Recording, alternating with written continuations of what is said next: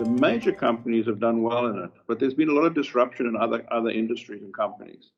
So we're getting the rotation in tech and the calling. So COVID has actually accelerated some of the major trends which were around. And interest rates are low and likely to stay low. And as I mentioned to you before, the 50p is not expensive if interest rates are going to be below 2%, particularly if you're in a company that's growing.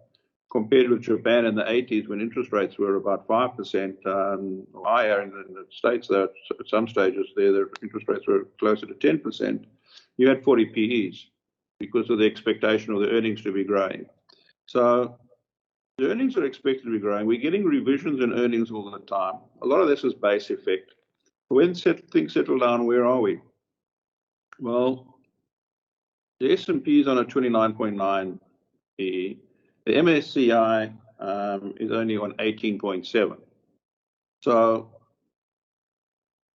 on the earnings yield basis, world equities are more than twice, almost 2.5 times the US 10-year. And I would posit world equities earnings are likely to grow, whereas I know the US 10-year return is not going to grow over 10 years. So on that basis, the markets are undervalued, so long as the earnings are going to come through. So then the assumption is that the earnings are going to come through. Are the earnings going to come through? Well, in some industries, yes, and in some industries, no. And it's important to pick which industry. So you've got to try and avoid the Kodaks. You don't want a Kodak moment.